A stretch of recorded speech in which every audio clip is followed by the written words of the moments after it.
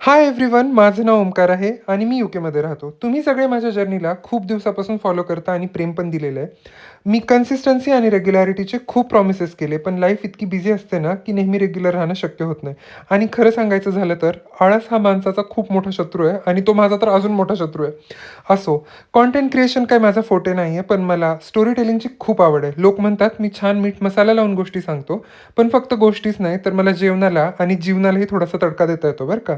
मी यॉर्कवरून लीड्सला shift झालो कारण एकटा राहायचा खूप कंटाळा आलेला. यॉर्क शहर थोडंसं लहान होतं आणि जवळपास मंदिर वगैरे पण नाही, आपली माणसं नाहीत, मग खूप बोर व्हायचं. यॉर्कमध्ये माझा जॉब आहे, महिन्यातून मला 5 वेळेसच जावं लागतं, बाकी वेळेस माझं वर्क फ्रॉम होम असतं. So it make sense right. आजचा जो तुम्ही व्लॉग बघता आहात तो आहे कोजागिरी पौर्णिमेचा. कोजागिरी पौर्णिमा हा अगदी माझ्या जिव्हाळ्याचा विषय. रात्री बसून दूध आटवणं, देवीची भजनं ऐकणं, गाणे म्हणणं ह्या गोष्टी तर सर्रासपणे व्हायच्या. आणि हा एकमेव फेस्टिवल होता ज्यावेळेस रात्री जागायला भेटायचं आणि दुसऱ्या दिवशी सुट्टी घेतली तरी कुणी काय नाही बोलायचं. So I use to love this festival. बाकी नवरात्रीचे उपवास घरी केले जायचे, आई करायची, त्याच्यामुळं आम्हाला पण सवय होतीच.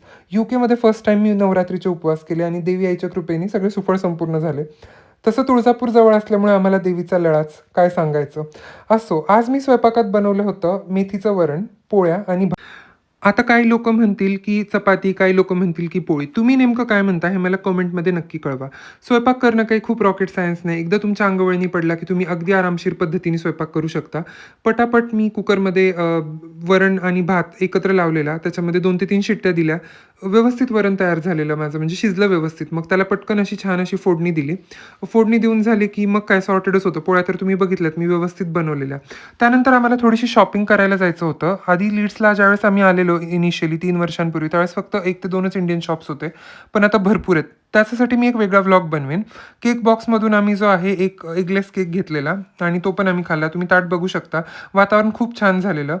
सो रात्रीचं होतं. रात्रीचा आमचा कार्यक्रम होता. कोजागिरीचं दूध बनवायचं. सो दूध उकळून घेत होतो आणि तो नंतर देवाला नैवेद्य दाखवलेला. त्यामध्ये मला तरुण आणि ऋषीने खूप मदत केली. ड्रायफ्रूट चॉप करणं, सगळे कामं करणं, भरपूर काम करतात पोरं, काय सांगू तुम्हाला. तो बघा ना भातला चंद्र. असो, मी आता YouTubeवर सुद्धा व्लॉग्स टाकणार आहे आणि कुकिंग व्हिडिओज टाकणार आहे. कृपया माझ्या चॅनलला सबस्क्राईब करा. मी लिंक बायोमध्ये देतोय. Thanks for watching. Follow for more. Have a lovely day guys.